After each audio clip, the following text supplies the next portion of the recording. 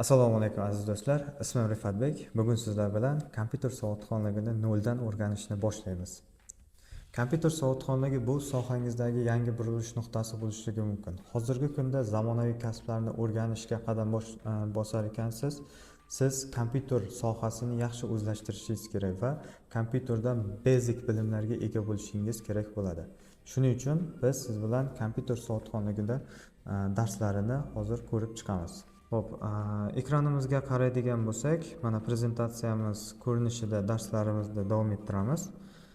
Kompyuter savodxonligi bo'yicha birinchi o'rinda biz hozirgi kundagi zamonaviy kompyuterlarda qanday turlari borligi haqida ko'rib o'tamiz. Birinchi tur kompyuterlar bu desktoplar hisoblanadi, ya'ni shaxsiy personal kompyuterlar.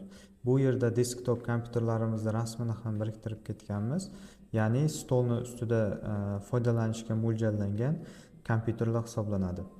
Ikkinchi tur kompyuterlarimiz esa laptoplar bo'ladi. Bular notebook tipidagi, ya'ni bloknot tipidagi shaxsiy kompyuterlar hisoblanadi. Ular boshqa kompyuterlardan farqi ixcham va bir joydan boshqa joyga ko'chirib yurish imkoniyatiga egamiz. Uchinchi tur kompyuterlarimiz esa monoblok, ya'ni monitor va tizim bloki birlashtirilgan ixcham kompyuter hisoblanadi. Bu desktopdan farqli tomoni, mana bu tizimli blokimiz monitorni orqa tarafiga o'sha nano hajmda kichraytirilgan holatda joylashtirib chiqariladi. Xo'p, keyingi turlarimiz esa tablet, ya'ni planshetlarimiz. Planshetlarda ham biz shaxsiy kompyuterlar sinfiga kiritamiz va ularda ham biz sichqoncha va klaviaturalardan foydalangan holatda foydalanishimiz mumkin kompyuter sifatida. Keyingi tur kompyuterimiz bu nettoplar hisoblanadi. Nettop nima? Nettop bu ixcham qutida joylashgan va internet ilovalari bilan ishlashga mo'ljallangan kompyuterlar. Nettoplarda asosan harbiy sohalarda va hakkerlar ko'proq qo'llashadi. Ya'ni qanday? Masalan, siz biror bir joyda qolib ketdingiz, tog'dami yoki cho'ldami, o'sha vaqtida sizga nettop kompyuterlaringiz bo'lsa, qiynalmaysiz. Nima uchun? Chunki u joyda signalni tutish juda qiyin bo'ladi. Shuning uchun nettop kompyuterlarimiz signallarni ushlashga mo'ljallangan bo'lib, asosan harbiylar ko'p foydalanishadi. Keyingi tur kompyuterimiz bu Palm toplar hisoblanadi. Ya'ni Palm top qanday kompyuterlar? Bu cho'ntak kompyuteri, ya'ni organizerlarga bo'linadi. Cho'ntak kompyuterlar biza telefonlar misolida keltirishimiz mumkin, ya'ni o'sha telefonimizni ham hatto kompyuter sifatida foydalansak bo'ladi. Keyin shaxsiy kompyuterlarning tuzilishi. Shaxsiy kompyuterlar asosan ikkita turga bo'linadi, ya'ni apparat ta'minot hardware va dasturiy ta'minot software. Xo'p, hardware, ya'ni apparat ta'minoti. Men bitta misol bilan sizga buni tushuntiraman.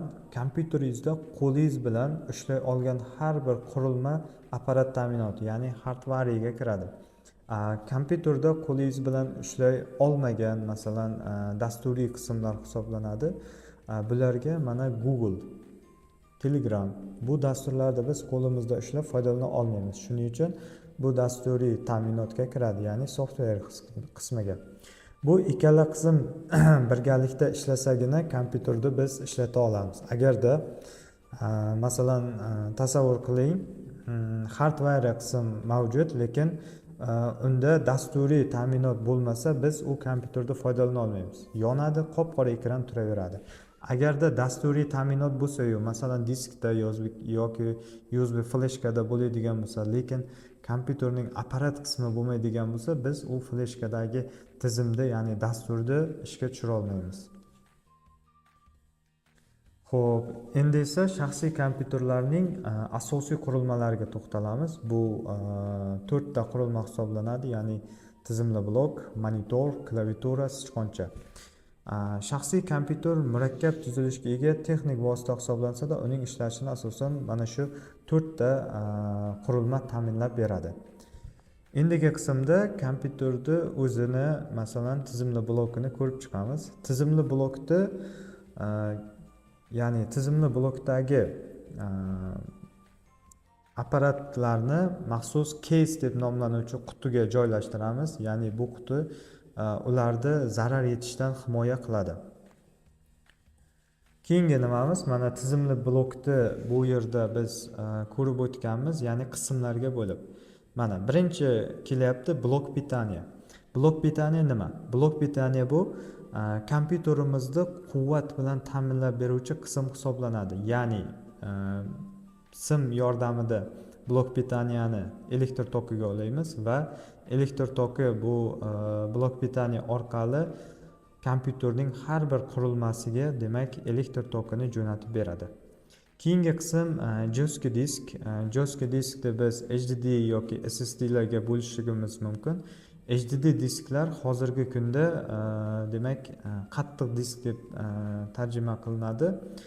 Ko'p ham foydalanilmayapti, chunki SSD disklar anchagina HDD disklardan ko'ra samaraliroq ishlash funksiyasiga ega. Xo'p, bu ma'lumotlarni bizga doim saqlab turish uchun xizmat qiladi. Keyingi qismimiz DVD perevod. Bu ayrim kompyuterlarga o'rnatilgan, lekin ayrimlarida bu funksiyasi olib tashlangan, ya'ni bu qurilma olib tashlangan. Bu o'zi nima?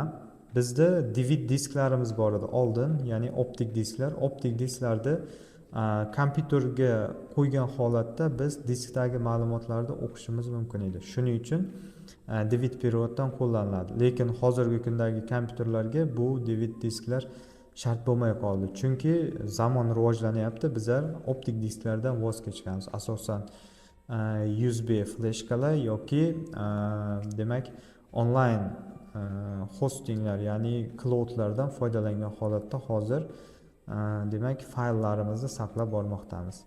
Keyingi qism bu cat reader. Cat reader degani nima? Cat readerni o'ziga biz bir nechta masalan qurilmalarni ulashimiz mumkin. USB fleshkani yoki adapterlarni yoki o'sha maxsus kabellarni, jo'ski diskni o'zini ham hattoki cat readerga ulab ishlatsak bo'ladi. Endi materiskiy plataga to'xtalamiz. Materiskiy plata bu mana shu yerda ko'rib turgan barcha qurilmalarimizni ulab turuvchi yaxlit sistema hisoblanadi, ya'ni ona plata deymiz buni. Ona plata har bir qurilmani o'ziga jamlagan holatda ularni ishlashini ta'minlab beradi. Xo'p, mana bu ko'rib turgan qismimiz bu protsessor, ya'ni protsessor kompyuterimizda miyasi hisoblanadi. Agarda kompyuteringizda protsessor qancha kuchli bo'lsa, ya'ni hozirgi kunda Intel firmasini yoki AMD firmasining protsessori qo'llaniladi. Intel firmasining protsessorlarida masalan o'sha Intel Core i7 protsessori ko'rsatilgan bu yerda. Mana shu soniga qarab kompyuterni demak xarakteristikasini biz bilib olsak bo'ladi. Ya'ni protsessor qancha kuchli bo'lsa, kompyuterimiz qotmasdan, dasturlarni ham boshqa operatsion tizimda ham qotmasdan ishlab beradi. Endi bu protsessorimiz ko'p ishlatganimiz sari qiziydi. Buning oldini olish uchun axlajniy protsessor qo'yiladi, ya'ni o'zining maxsus ventilyatori bor. Agarda mana bu protsessorimiz qiziy boshlasa, ventilyator uni sovutadi va ishlash tizimini mo'tadillashtiradi. Agarda protsessor qizib ketadigan bo'lsa, bu kompyuterimizga nagruzka beradi, ya'ni qotishlari ko'payadi. Keyingi etapimiz bu operativniy pamyat. Operativniy pamyat bu kompyuterimizda tezkor xotirasi hisoblanadi, ya'ni biz kompyuterni yoqqanimizdan boshlab toki o'chirgunimizgacha bo'lgan ma'lumotlar operativniy pamyatda saqlanadi. Qachonki ya'ni biz mana bu operativniy pamyat va jo'ski diskni farqlashimiz mumkin, ya'ni doimiy xotira va tezkor xotira bor. Doimiy xotira jo'ski disk yoki HDD, SSD disklarimiz hisoblansa, operativ xotira mana shu tezkor xotira hisoblanadi yoki RAM, ya'ni ma'lumotlarni tezkor ravishda saqlaydi. Ikkalasini farqi qanday? Tezkor xotira kompyuter yongandan ishga tushadi va masalan o'yin o'ynaysiz, biror bir fayllarga kirasiz, amallar bajarasiz, bularni saqlab turadi.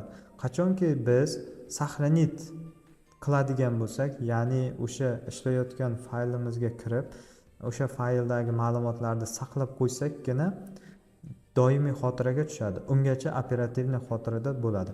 Agarda masalan kompyuterimiz o'chib qoladigan bo'lsa, operativniy xotiradagi barcha ma'lumotlar o'chib ketadi. Jostki diskdagi esa ma'lumotlar o'chmasdan saqlanib turadi.